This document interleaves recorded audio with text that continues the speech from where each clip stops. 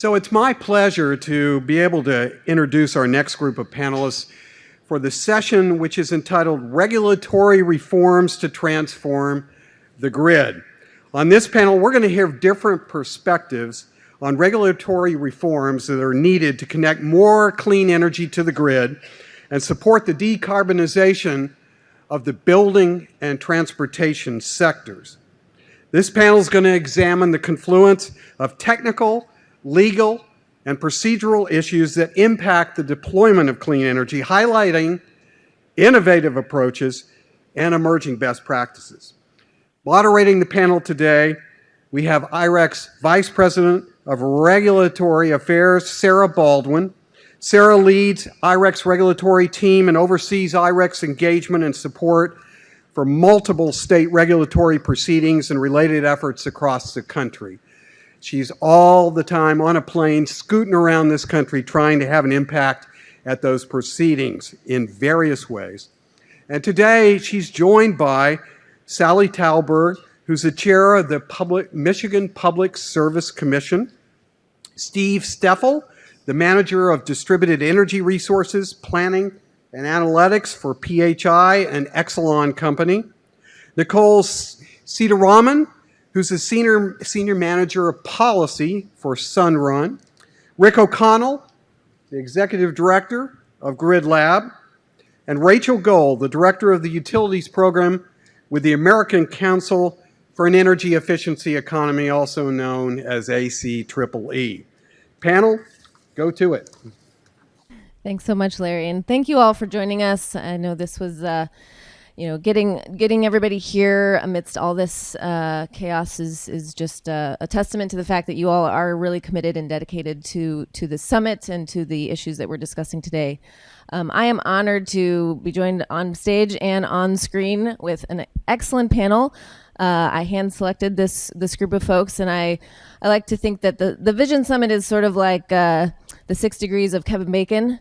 I have points of connection with, just about everybody in this room through at least 6 degrees of connection, and this panel is similar. I had the chance to connect with Commissioner Sally Talberg most recently when she started doing work on the My Power Grid. We're going to hear all about that, and really happy to have her join, particularly because she's also in charge of emergency services and managing the Michigan response to COVID-19. So thank you so much for joining us, Commissioner. We really appreciate it.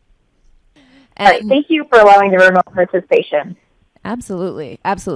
I also have had the chance to connect with Nicole Sitaraman. I've known you I'm looking at you, but you can't see me, so this is kind of weird.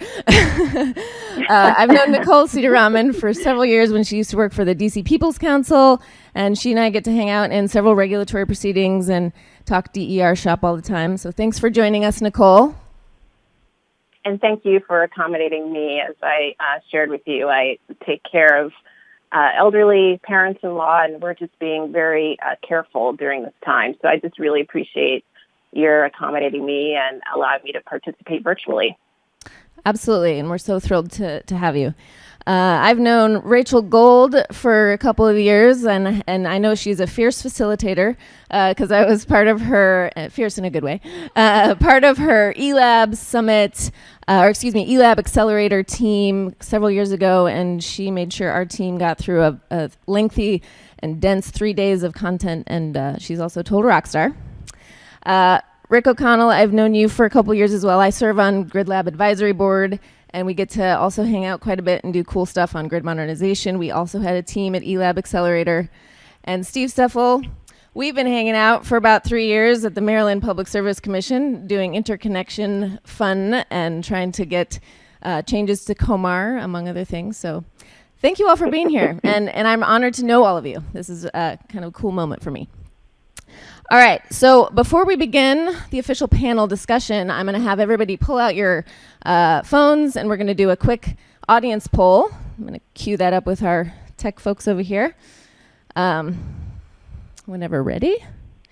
Okay, so the poll question should be on your app, and I will say it aloud for those who are on the screens. So in your opinion, of the following regulatory issues, which is the highest priority or needs most attention first to significantly enable higher levels of DER, including efficiency deployment on the grid. Sophisticated rate design and compensation mechanisms, robust incentives for customers and businesses, streamlined and transparent interconnection processes, utilities adopting and investing in smart technologies, and DERs are aggregated and controlled by centralized DER aggregator, or regulators and policymakers revise the utility business model to remove bias against investments in DERs. And no, we're not giving you an all of the above option. Sorry. All right, well, while we're waiting for the results, and I will give our tech folks a second, I'm going to go ahead and ask each of you, what would you say are your priority issues in terms of what needs to happen in the regulatory space? And here we go. We've got our poll response here. It's pretty much a even split. Can you scroll just a stitch here? And okay. There is one that won. So the resounding 51.7% of you believe regulators and policymakers do need to revise the utility business model to remove bias against investments in DERs and create incentives for integrating more DERs in the grid. And then closely tied among the other options were the rate design, incentives, streamlined interconnection, and utilities. The DER aggregation got 0 votes. That's interesting. Maybe too far in the future.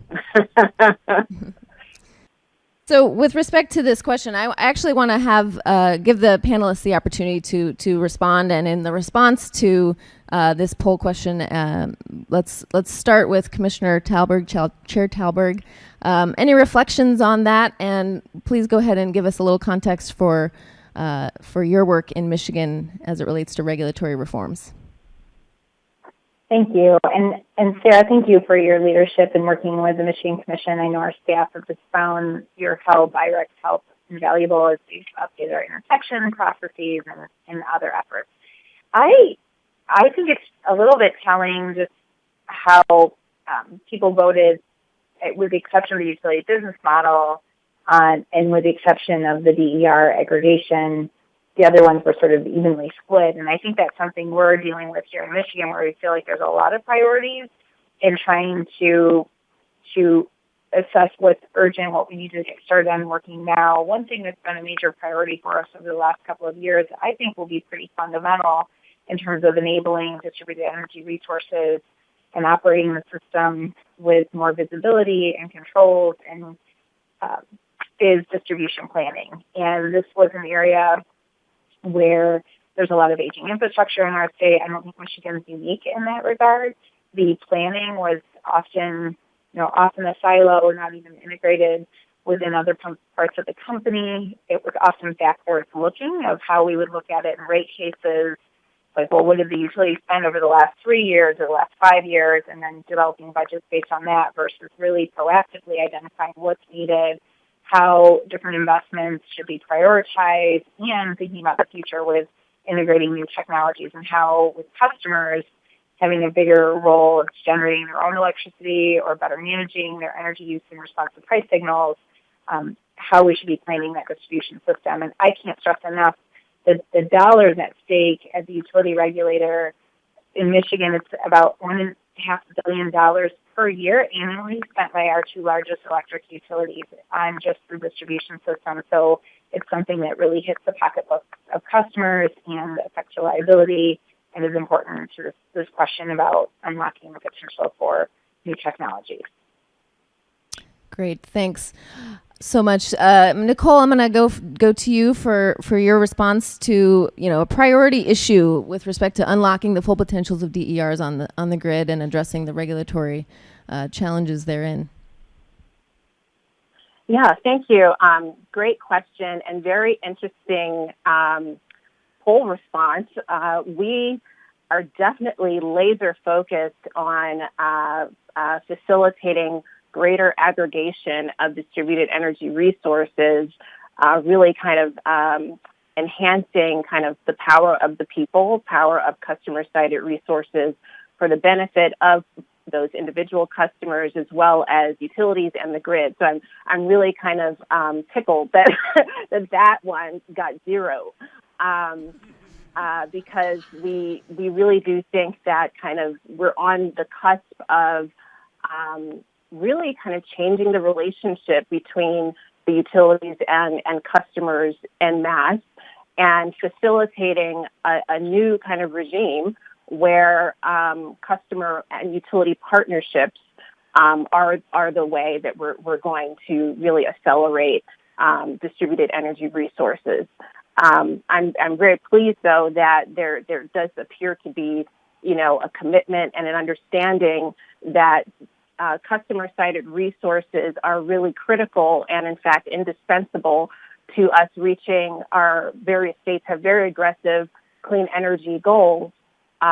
So that kind of baseline understanding that distributed energy resources, customer-sited solar plus storage resources are going to be really critical to us reaching our overall goals. We're definitely focused on kind of building out and marketing as much as possible, getting greater acceptance of the virtual power plant concept, as well as other means for aggregating customer-sited solar plus storage. We're moving past, we're very much looking forward in the future, past the kind of house by house, so-and-so has solar, that's great that they're having these savings, but we're really looking toward making the case for community-wide, kind of neighborhood-wide customer-sided resources that benefit the grid for grid resiliency. Another piece that I want to highlight also, though, is that in preparation for today, I really emphasize in my mind the importance of streamlining and simplifying interconnection procedures for bringing more solar plus storage online. It's a huge priority for the company, and I know for the DER industry at large. We continue to see a great deal of delay and unnecessary costs in that space. So we're actively and very aggressively paying attention to modernizing our interconnection rules and streamlining processes to cut down on costs. Great, thanks, Nicole. And I didn't pay Nicole to say that; she did that of her own accord.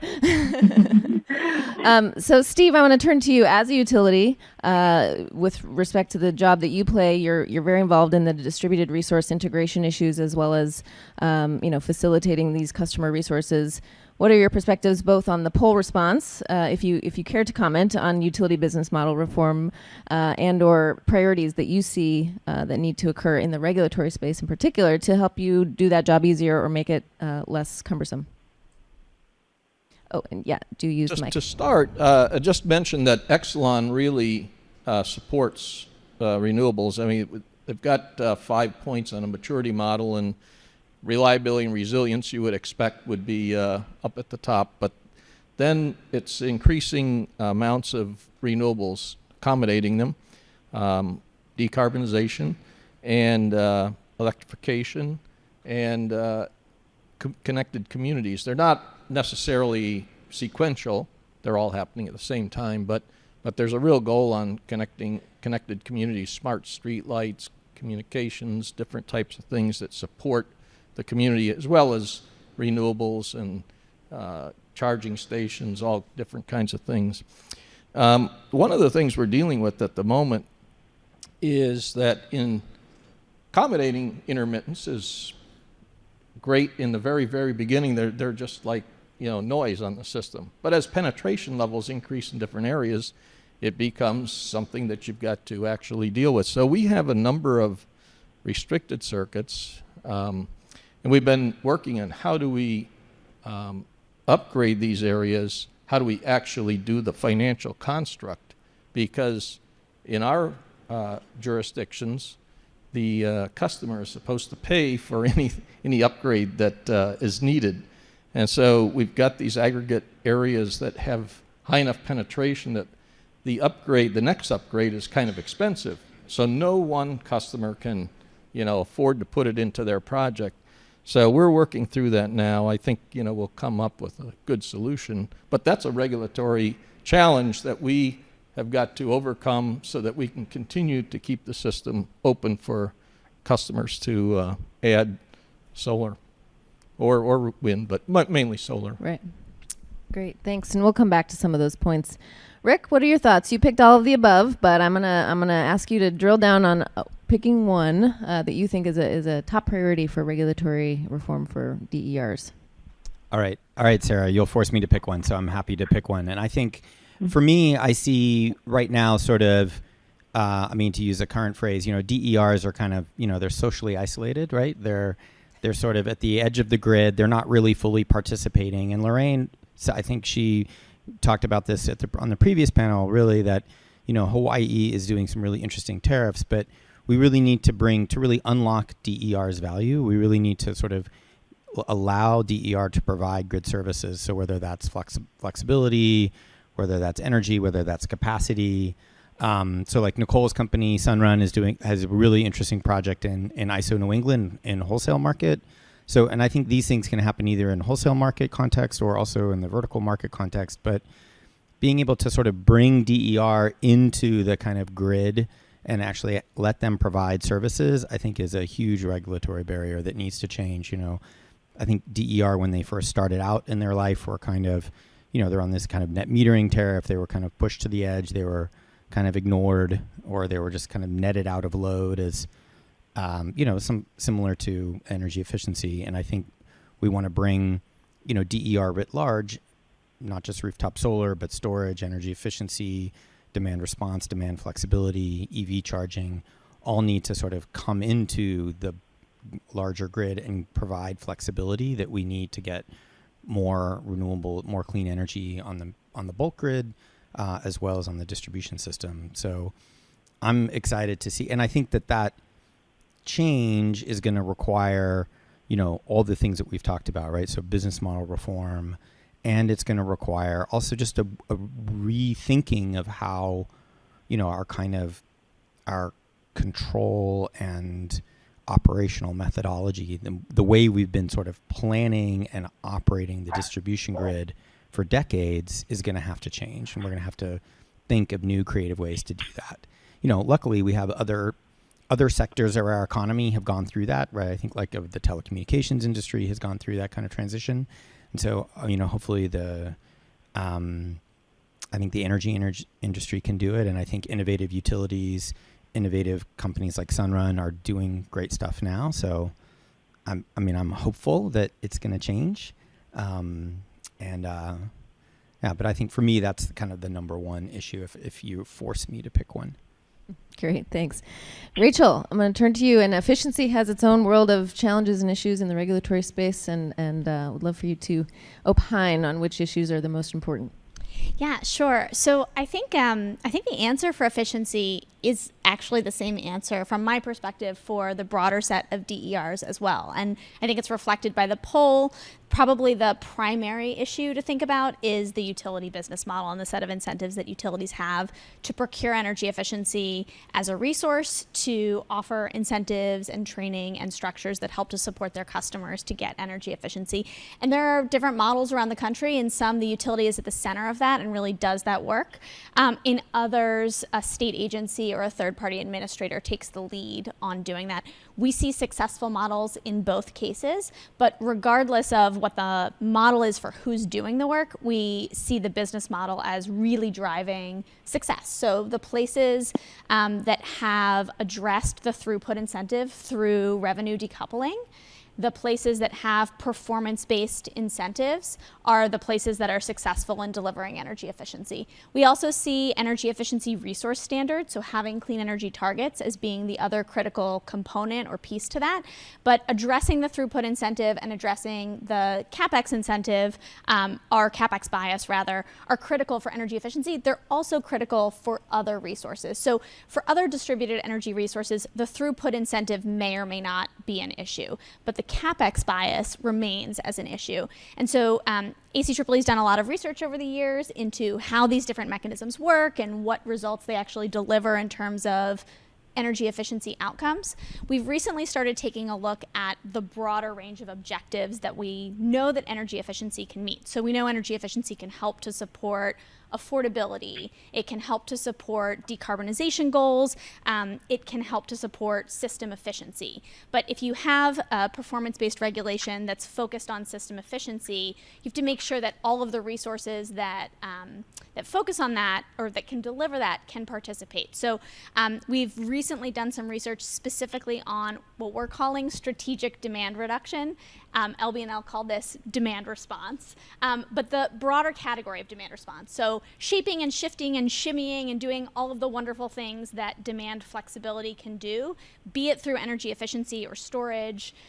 We think that changing the business model is really critical to that. Of course, there are other pieces. We need to fix market rules. We have to fix interconnection standards. We have to fix a lot of different pieces and parts, but we think that making sure that utilities at a minimum are neutral to these resources so that there's not a bias against it, and ideally have an incentive to help their customers procure it, is kind of table stakes or a baseline for doing all the other things we want to do. Great, excellent. Chair Talberg, I want to turn to you. Michigan is tackling a lot of these issues and all at once, and want to, give you the chance to chat a little bit more about what's happening there, and in particular, your perspective as a regulator in being tasked with navigating the solution set and how you kind of make all these Tetris pieces fall into place so that they create consistency in the market, keep your utility whole, keep customers happy. Avoid, political backlash and the other fun things that you have to do on a day-to-day basis. We over the last few years, we have just noticed that, and I think everyone can agree with this, is the pace of change accelerating in a pretty profound way. Solar prices dropping precipitously, the potential for energy storage, electric vehicles coming into the marketplace, and how that would affect grid operations. And so we had a number of individual projects and work groups looking at different issues, such as updating our interconnection standards or distribution planning, or looking at competitive bidding procurement procedures that hadn't been updated in 10, 15 years to anticipate and best adapt to this change. But we felt like we needed a more cohesive strategy that would be overarching and would help make it more apparent for both internally at the Commission and with external stakeholders how to prioritize and what the overarching goal is. And so last October, the Public Service Commission, in conjunction with Governor Whitmer, announced My Power Grid, and it is a multi-year initiative with engagement from stakeholders that seeks to do just that. And we're really focused on trying to maximize the benefit for customers associated with the transition to a more clean and distributed energy future.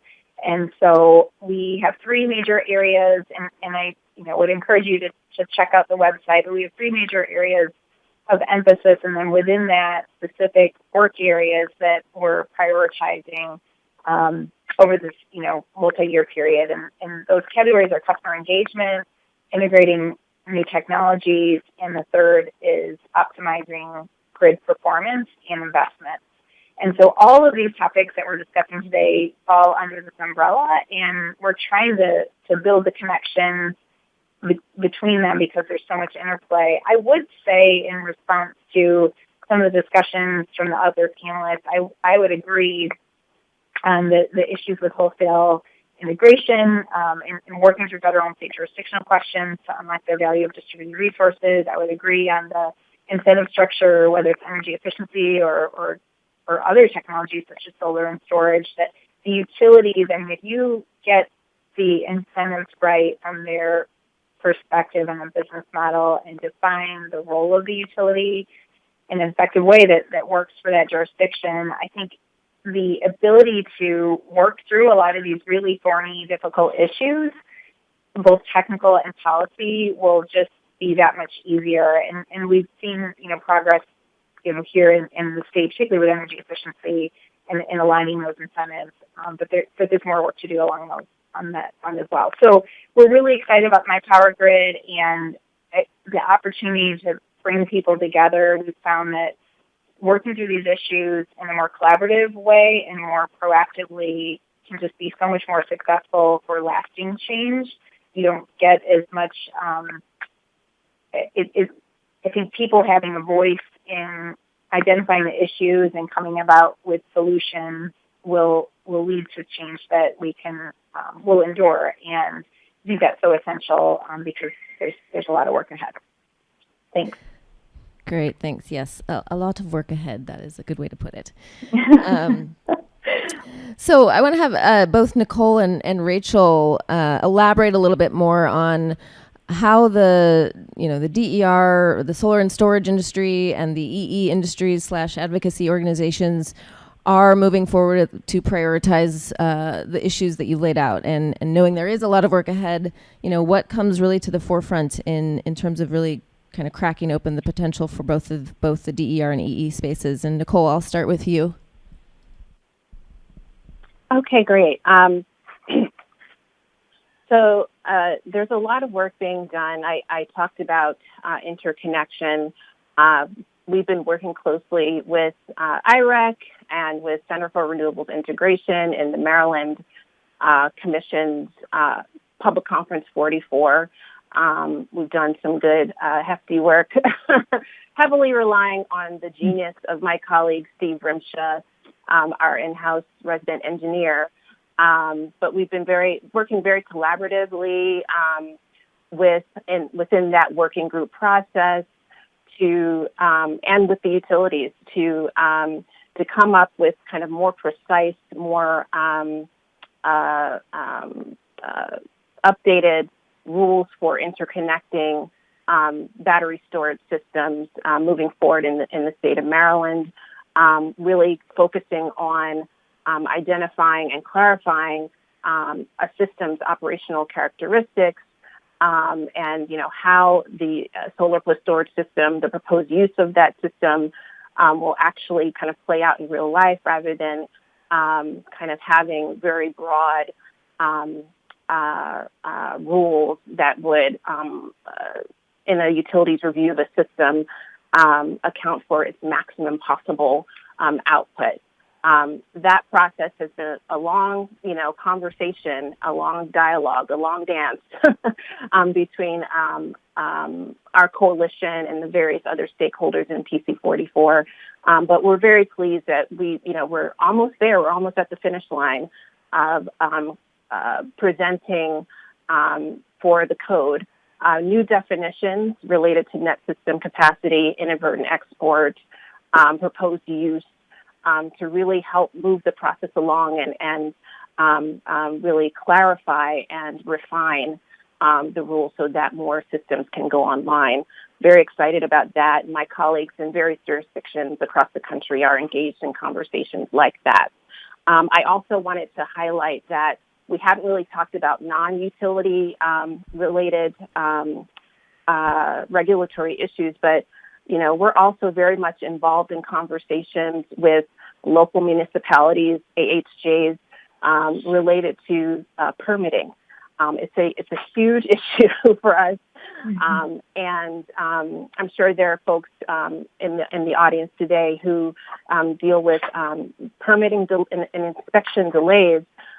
Very much actively involved in the Solar App Coalition with NREL and SIA and IREC and Tesla and Vivint and other great organizations that have come up with an online idea. The prototype is being developed by NREL, but basically would allow for municipalities to download an online system for reviewing permitting applications and have an online system for maintaining documents, for almost instantly approving applications. We're just currently in a system. We're kind of we're thinking way ahead today. A lot of forward-thinking ideas, but there are some nuts and bolts issues. Despite the fact that the solar industry has been around for a long time and reaching millions of customers, there are some nuts and bolts issues that really need to be addressed. Where we have municipalities that are still processing applications, hard copy, wet signature kind of applications, on a typewriter type situation. So we are trying to move that along and reduce those costs and delays. So I'll stop there and pass the mic to ACEEE. But those issues I believe, will really move us ahead. Even though they're not the most fun issues, but they're really critical to us reaching our deployment goals. I think they're really fun, actually. I don't know what you're talking about, Nicole. Rachel, do you want to speak on the energy efficiency side of that? Sure. Yeah, really fun, although typewriters sounds rough.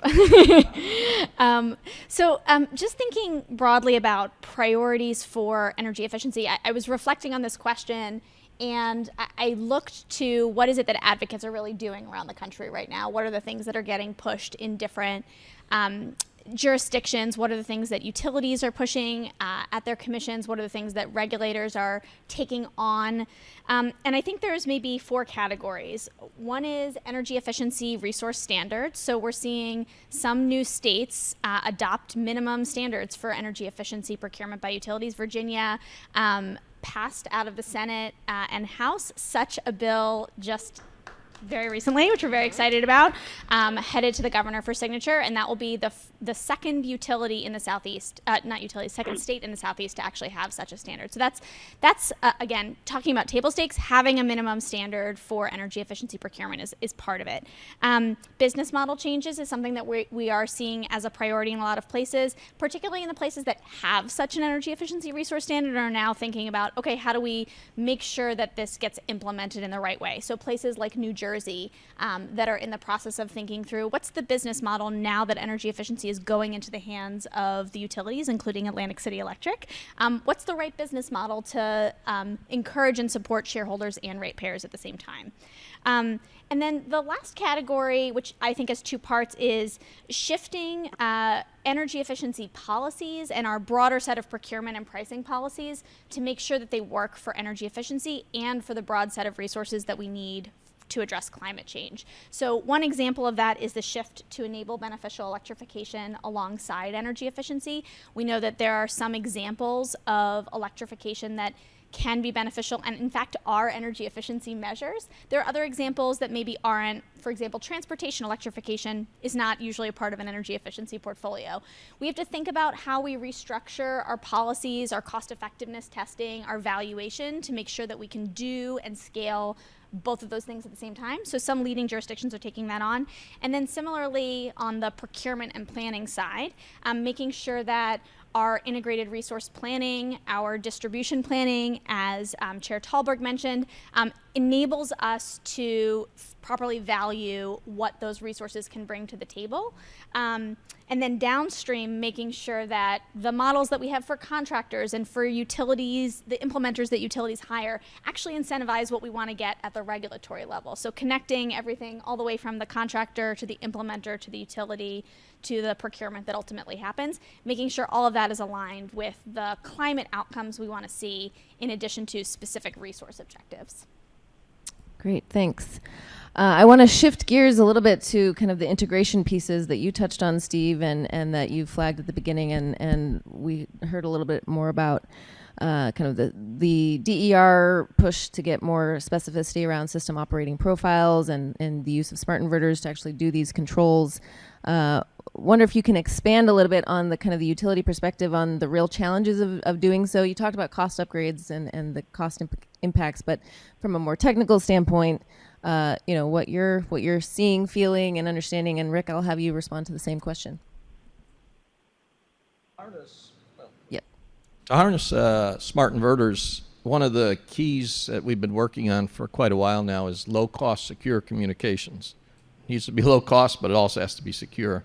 One of the collaboration projects we're working on is how to detect cyber attacks, different things of that nature, so that we're ready and we can mitigate that type of thing. But that's one of the DOE projects that we're working on.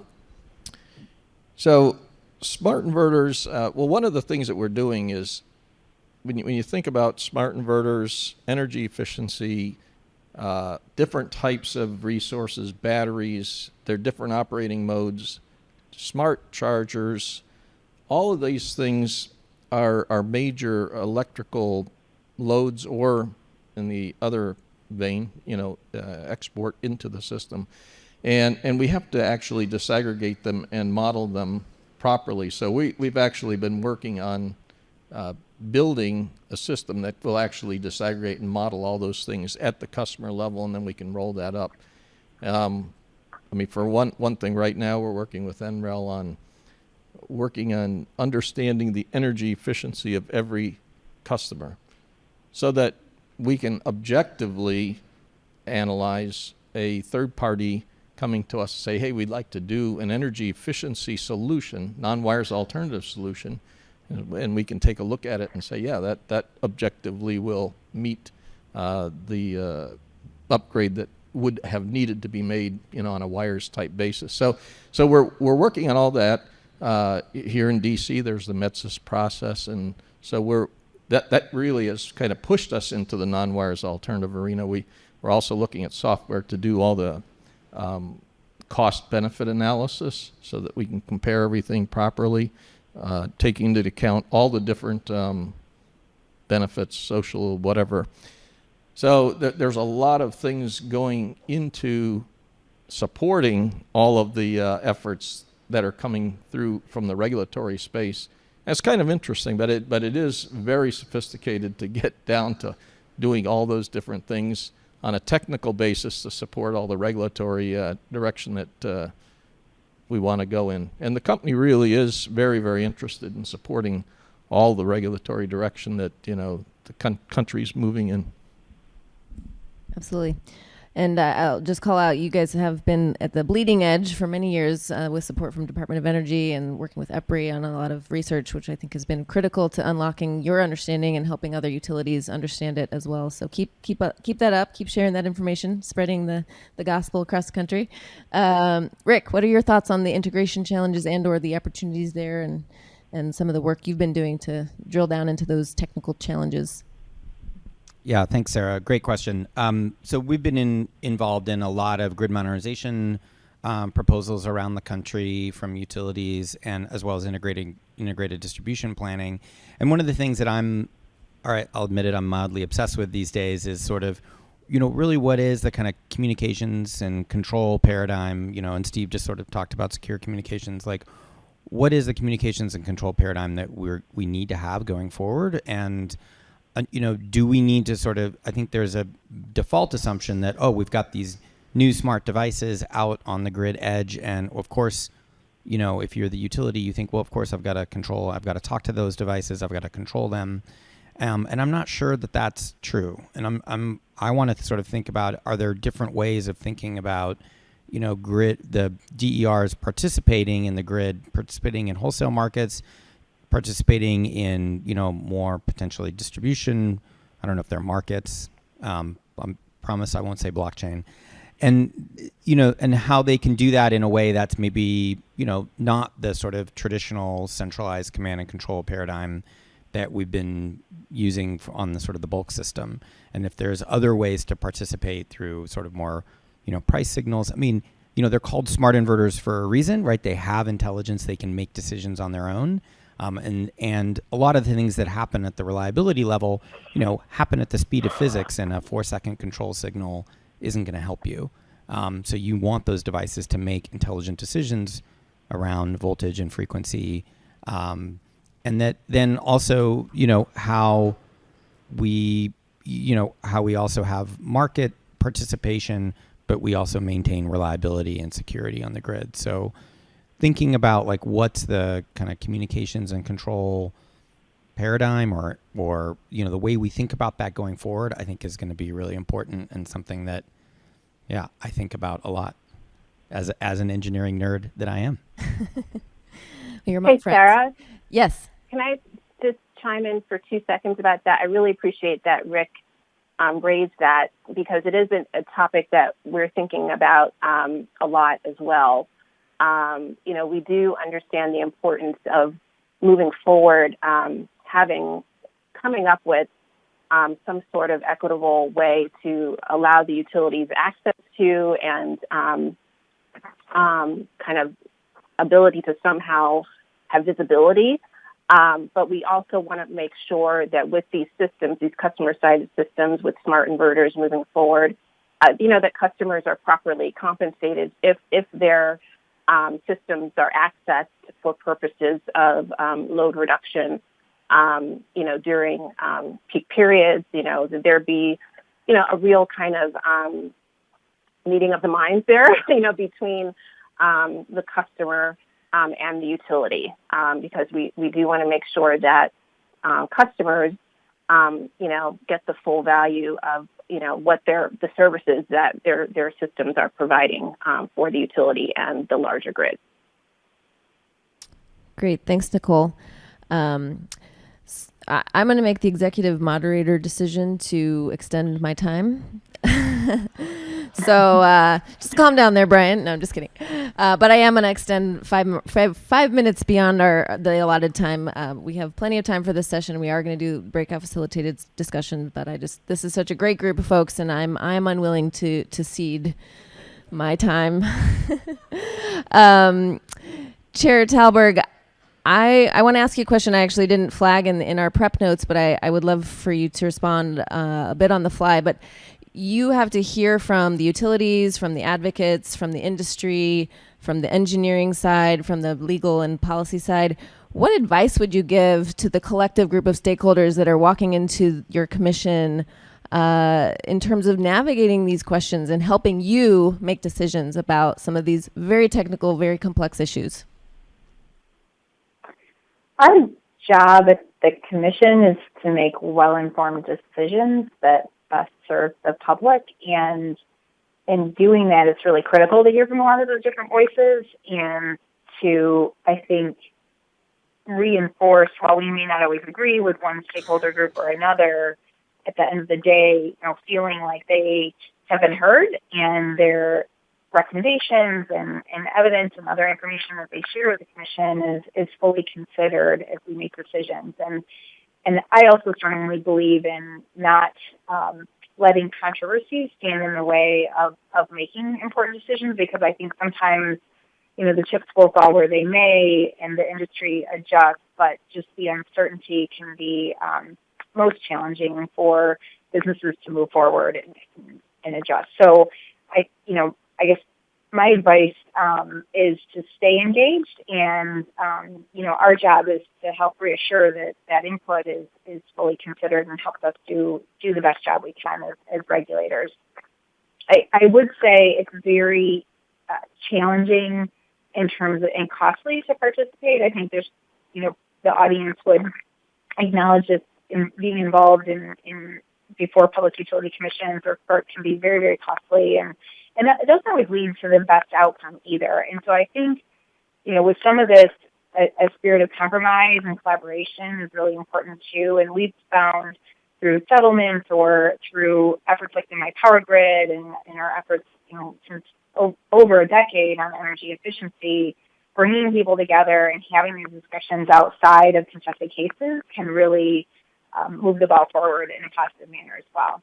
So I think, being willing to accept compromises too from a stakeholder perspective is important. Great. Any responses from the panel on that question, or any advice that you would give to your respective stakeholders in these regulatory forums? I can maybe just jump in. We've been providing some technical assistance to regulators in a couple of states that are implementing new energy efficiency resource standards. And I guess I would just note that it can be expensive, but where it's possible to bring evidence that didn't exist before, it can be immensely valuable, especially in states where regulatory commissions don't have a lot of staff.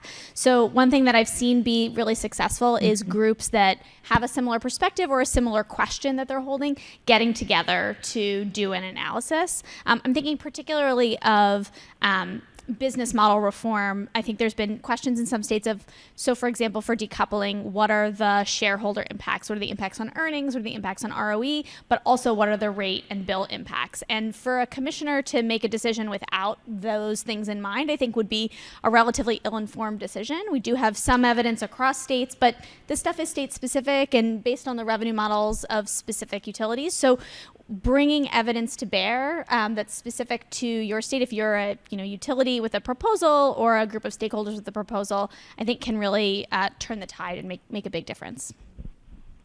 Rick, do you want to preview the grid mod playbook? Because that speaks very much to the commentary about the ability and need for more good questions and being able to analyze some of the proposals and investments that we're seeing in these grid mod proposals.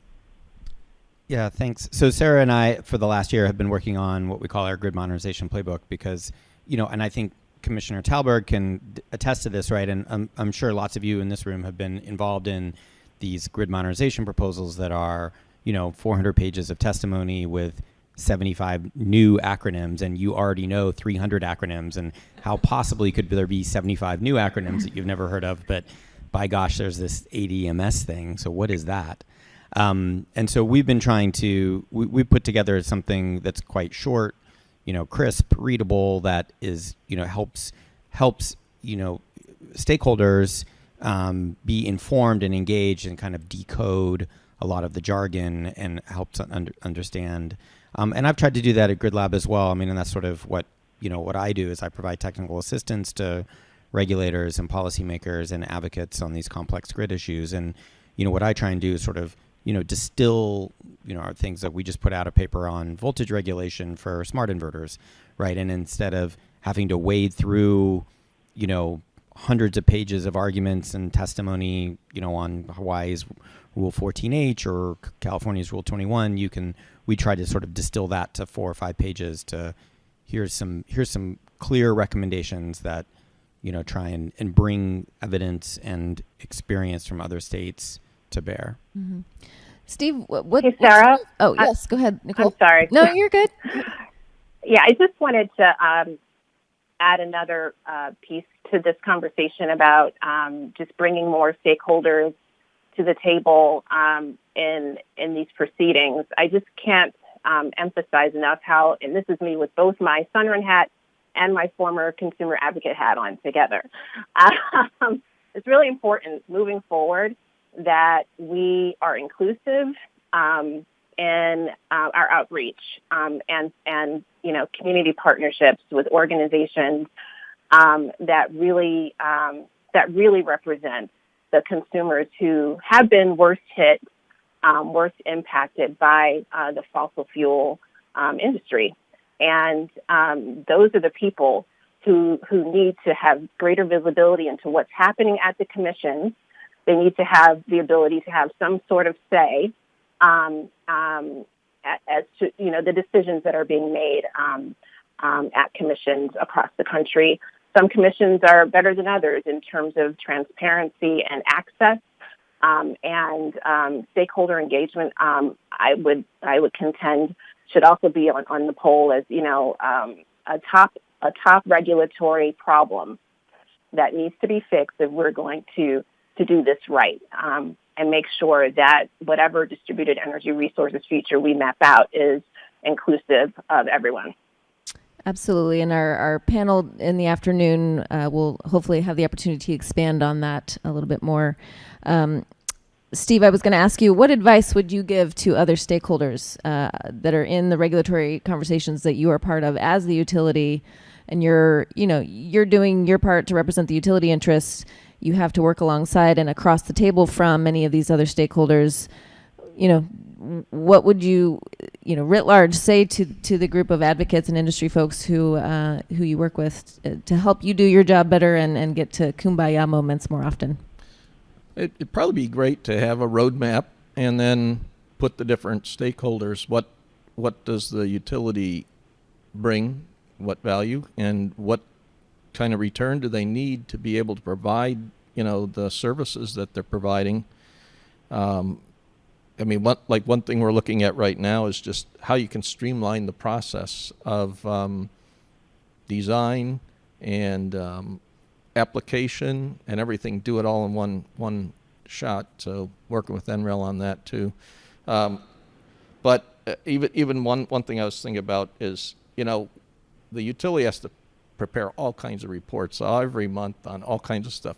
Why don't we just make a single database protected database of all the information, and you can just put a BI on top of it, business intelligence, and everybody can get the report they want. I mean, with proper restrictions. What we need to think about is, instead of adding bureaucracy to everything that we do, how do we streamline and take away? And I know that we've all been thinking, you said going from typewriters to electronics, but do it right in the field. That's one of the things we're working on. Take your tablet, collect a few pieces of information, design your system, the application goes right in.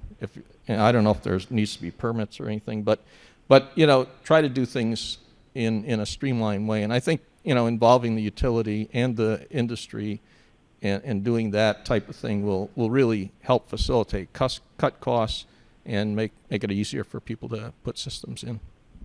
Great. Well, hallelujah to that in terms of getting access to the information you all are gleaning to help you inform your decisions. Questions from the audience. We have time for just a couple, and then we will do breakout sessions for a little less time. But any pressing or urgent questions from anyone in the audience? Elaine, yes, please step up to the microphone and let us know who you are. Hi, my name is Elaine Ulrich. I'm with the U.S. Department of Energy. I want to show some appreciation for the multiple folks here who spoke up about making it easier for folks to participate in a lot of these proceedings. I heard the word participation a lot up here. One of the things that I've also sort of been witnessing at the federal level, there were recent changes through the Disaster Response Reform Act.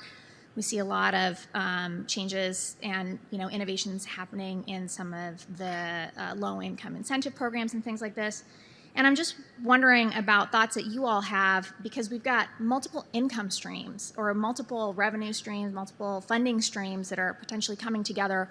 All these investments are not necessarily just happening with ratepayer dollars or just in the regulatory construct.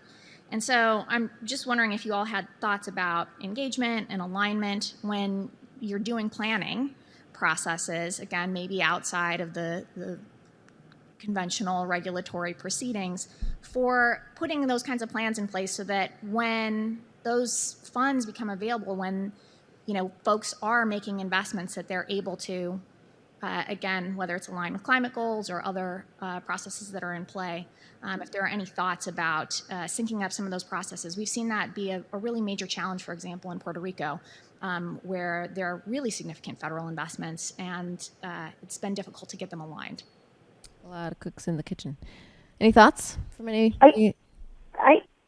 Sarah, I could start a couple that immediately come to mind that we've been working on in terms of leveraging different policy and funding streams are electric vehicles and also energy efficiency, and specifically around low-income program delivery. There's a lot of gaps, as you're probably well aware of, from the Department of Energy in terms of program restrictions on what can be funded, and it can inhibit the ability to serve homes that are most of need of energy efficiency upgrades. And so we've facilitated over the past year a huge group of organizations, community service, local, state, and others to bring together to figure out how best to partner and to leverage each other's resources. And that's been instrumental in shaping some of the utility programs as well as their funding priorities for low-income programs. They've scaled up significantly through this process and the engagement of a lot of different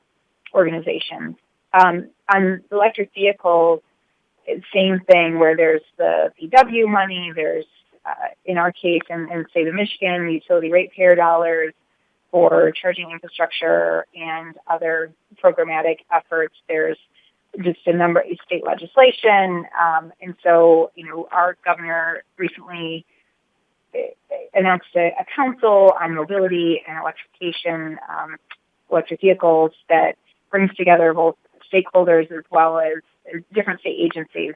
There's a whole host of state agencies that get involved just on the question of electric vehicles. And so I think that it's just increasingly important and will best position us. And I know in the past we were able to utilize resources either with the national labs and their technical assistance, or directly in cases where DOE funded utility pilots or programs, for example, early on in Michigan with the AMI deployment here. So we think it is good to take advantage of those resources and be ready for it.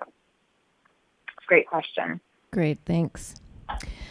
Yeah, please go ahead. Yeah, I think it's a really great question. And I think, look, it goes to the heart of DER is essentially we're leveraging, we're deploying private capital on the public grid, right, which is mainly built with public capital. And so how we make sure that we leverage that private capital in intelligent ways is really important.